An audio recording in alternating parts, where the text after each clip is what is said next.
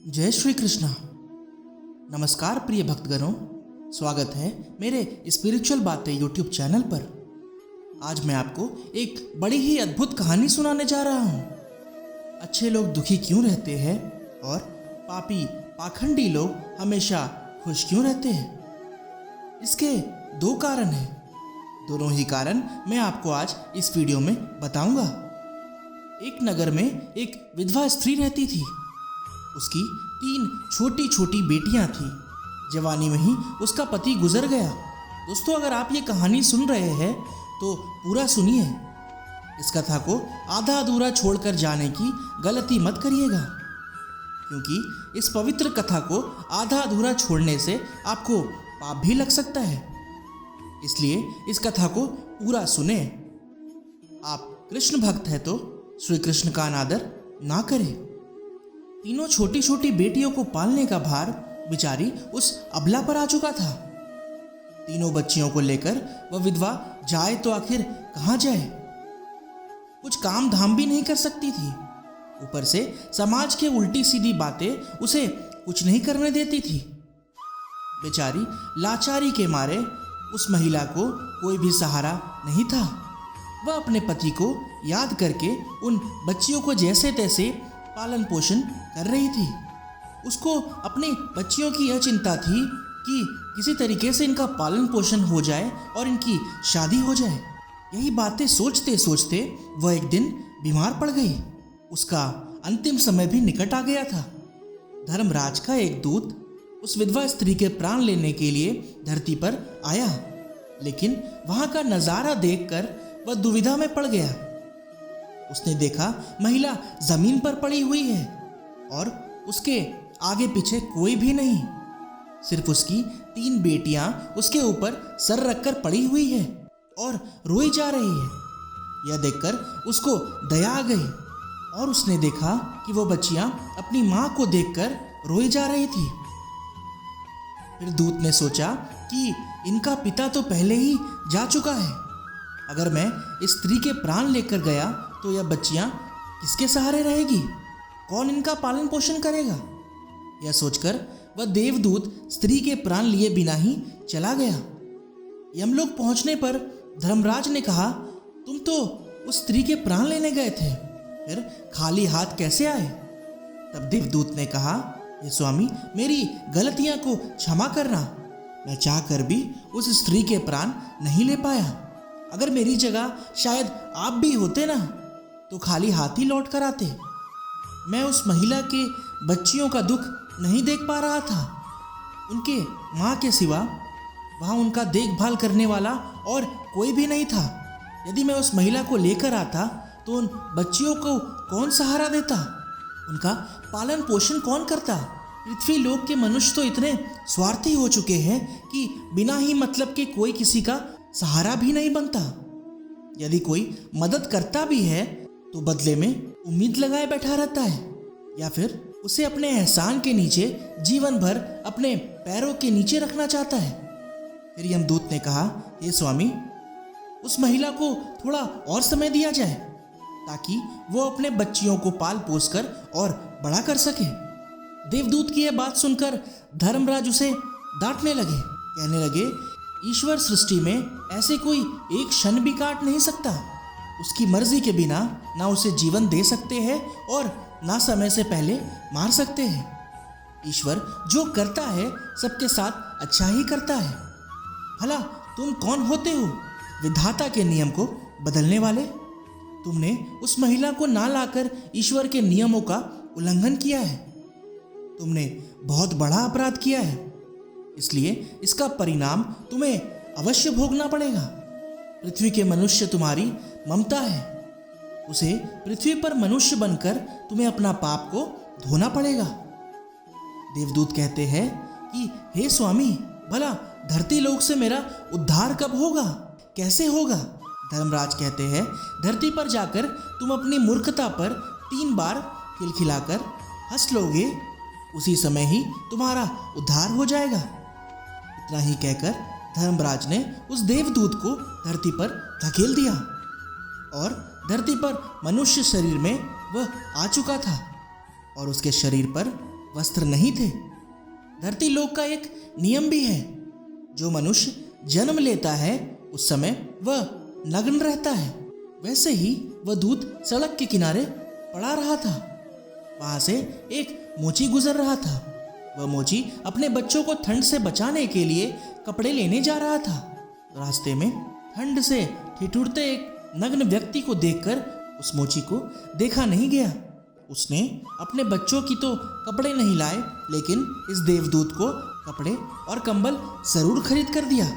देवदूत कहने लगा, भाई आपने मुझे कपड़े देकर मुझ पर बहुत बड़ा उपकार किया है, लेकिन कपड़े देकर आपने मुझे ठंड से तो बचा लिया, लेकिन मेरे पास ना कोई घर है और ना कोई परिवार और ना ही कोई भोजन का साधन है। तब मोची बोला, हे भाई तुम मेरे घर चलो, मैं तुम्हारा सारा खर्चा उठा लूंगा। और वह मोची देवदूत को अपने घर लेकर आ गया। उधर मोची की पत्नी ने देखा उसका पति तो बच्चों के लिए कपड़े लाने गया था। कपड़े तो छोड़ो, वो एक नए आदमी को उठा लाया। वह देखते ही पत्नी अपने पति से झगड़ने लगी और उसे भला बुरा कहने लगी। यह देखकर वह देवदूत बहुत जोर जोर से हंस पड़ा। मोची ने पूछा, अरे भाई तुम हंसते क्यों हो? ऐसा क्या देख लिया भला? तब देवदूत ने कहा, भाई मेरी हंसी का रहस्य मैं आपको अभी नहीं बता सकता, समय आने पर मैं तुम्हें स्वयं बता दूंगा। देवदूत मोची के घर में रहने लगा और कुछ ही दिनों में उसने मोची का सारा कामकाज सीख लिया। देवदूत के द्वारा बनाए गए जूते और चप्पल खूब बिकने लगे। कुछ ही दिनों में मोची धनवान बन गया। दूर दूर तक उसके जूते फेमस हो गए। यहाँ तक कि राजा महाराजा भी उससे जूते बनवाने का आदेश देने लगे थे। जब वह देवदूत उसके घर आया था, उसकी तो किस्मत ही चमक गई थी। धन की कोई भी कमी नहीं रही, सब कुछ अच्छा चलने लगा। एक दिन की बात है, राजा का एक सैनिक चमड़ा लेकर उस मोची के पास आया और बोला, देखो भाई, हमारे महाराज इसी चमड़े के बने जूते पहनना चाहते हैं। यह चमड़ा बड़ा कीमती है, तुम ठीक से एक जोड़ी जूते तैयार कर दो और ये चमड़ा खराब नहीं होना चाहिए। इस बात का विशेष ध्यान रखना कि इस चमड़े से सिर्फ जूते ही बनने चाहिए, भूल से भी इसकी चप्पल मत बना देना।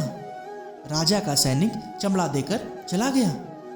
उधर मोची ने भी देवदूत को समझाया कि क्या करना है और बोला, देखो राजा वाली बात है, इसमें कोई गलती मत करना। चमड़ा भी बहुत कम है, इसलिए चमड़ा खराब नहीं होना चाहिए। सैनिक ने जूते बनाने को कहा है तो जूते ही बनाना। गलती से यदि चप्पल बना दी तो जटिल से भी जटिल सजा मिलेगी। मोची के इतना समझाने के बाद भी देवदूत ने चमड़े की चप्पल ही बनाई। चप्पल देखकर मोची की सांस फूल उठी। वह देवदूत को डांटने लगा, यहाँ तक कि डंडा लेकर उसे मारने को दौड़ाने लगा और कहने लगा, अरे मूर्ख, तुझे बार बार समझाया था कि जूते ही बनाना, लेकिन तूने तो चप्पल बना दी। अब राजा हमें छोड़ेंगे नहीं, तू भी मरेगा और साथ में मुझे भी मरवाएगा। मोची को अत्यंत दुखी देखकर देवदूत एकदम से खिलखिलाकर हंसने लगे। मोची बोला, अरे मूर्ख, अब फिर से तो क्यों हंस रहा है? वो देखो, जूते लेने राजा का सैनिक भी आ गया और बोला, ये मोची भाई, कल जो मैंने वो चमड़ा देकर गया था उसके जूते मत बनाना, चप्पल बनाना, क्योंकि राजा साहब का देहांत हो गया है और यहाँ के प्रथा के हिसाब से मरने वाले व्यक्ति को चमड़े की चप्पल पहनाकर ही उसकी अंतिम यात्रा पे ले जाया जाता है। दूसरे ही दिन एक बुढ़िया के साथ 3 लड़कियां मोची की दुकान पर आई। उनकी शादी होने वाली थी और वह तीनों अपने लिए जूते की नाप देने आई थी। देवदूत ने तीनों लड़कियों को पहचान लिया कि यह 3 वही लड़कियां हैं, वही जिनकी माँ को ना ले जाने के कारण आज मैं ये सजा भुगत रहा हूँ। और ये लड़कियां काफ़ी बड़ी हो गई हैं, लगता है अच्छे घर में पली बड़ी है। मालूम करने पर बुढ़िया कहती है, हाँ बेटा, बचपन में इनकी माँ चल बसी थी, इसीलिए इनको मैंने पाला है। मेरे पास करोड़ों की दौलत है और दुर्भाग्य से मेरा कोई नहीं है। इनको मैंने अपने पास ही रख लिया। मैंने इनको पढ़ाया लिखाया और अब इनको बहुत ही अच्छे खानदान में इनका विवाह करने जा रही हूँ। लड़कियों का भाग्य देखकर देवदूत सोचता है परमात्मा जो करता है अच्छा ही करता है। अगर इस समय उनकी माँ नहीं मरती तो यह आज यह भूखमरी और दरिद्रता में ही पड़ी रहती। इनके माँ के मरने के बाद आज तीनों लड़कियाँ बहुत बड़े घराने की बहू बनने जा रही है और इस बुढ़िया की करोड़ों की संपत्ति की मालकिन भी बन चुकी है। यह सब देखकर वो देवदूत मूर्खता को सोच सोच कर जोर जोर से हंसने लगा। मोची ने पूछा, अब क्यों हंस रहे हो? अपनी हंसी का कारण बताओ। देवदूत मोची से कहता है, मैं एक देवदूत हूँ और अभी जो ये तीनों लड़कियाँ जूते की नाप देकर गई है ना, इनकी माता को मैं लेने आया था, लेकिन उस समय ये तीनों काफ़ी छोटी थी और इन पर तरस खाकर मैं इनकी माँ को नहीं ले गया और इनके पिता का पहले से ही निधन हो चुका था। इस कारण मुझे धर्मराज ने श्राप देकर धरती पर भेज दिया। मैं बिना कपड़े के एक सड़क के किनारे पड़ा था ना, तब तुम जो मुझे अपने घर ले आए। उसी समय तुम्हारी पत्नी तुमसे खूब लड़ रही थी क्योंकि तुमने अपने बच्चों के कपड़े के पैसे से मेरे लिए कंबल और कपड़े खरीद लिए थे। तब मैं पहली बार तुम्हारी पत्नी की मूर्खता को देखकर खूब हंस रहा था क्योंकि तुम्हारी पत्नी उस लाभ को नहीं देख रही थी जो कि मेरे आने से तुम्हारे घर में होने वाला था। दूसरी बार जब मुझे हंसी आई जब मैं राजा के जूते नहीं बना सका और तुम डंडा लेकर मुझे दौड़ाते हुए भागे। तुम मेरी मूर्खता के कारण मुझे मारने दौड़ रहे थे, पर तुम्हें ये नहीं मालूम था कि राजा के साथ क्या घटना घटने वाली है, जिसके कारण राजा को जूते से अधिक चप्पल की आवश्यकता थी। कई बार ऐसा होता है, हम चीज़ों को देखकर या सोचकर दुख मानने लगते हैं। हम देख नहीं पाते जो होने वाला होता है। कई बार परमात्मा हमारी अच्छाई या भलाई के लिए हमारे साथ बड़ा करता है, पर हम वो देखकर भगवान को और कोसते हैं। हम उसे अच्छे के लिए नहीं देख पाते जो हमारे साथ भविष्य में होने वाला है। कई बार हमारे साथ वर्तमान में अच्छा होता है तो हम बहुत खुश हो जाते हैं, लेकिन हम ये नहीं देख पाते कि भविष्य में क्या होने वाला है। हमारे साथ दो तरह की घटना होती है, अच्छी और बुरी, लेकिन हमें हमेशा यह सोचना चाहिए कि भगवान जो कर रहा है अच्छा ही कर रहा है।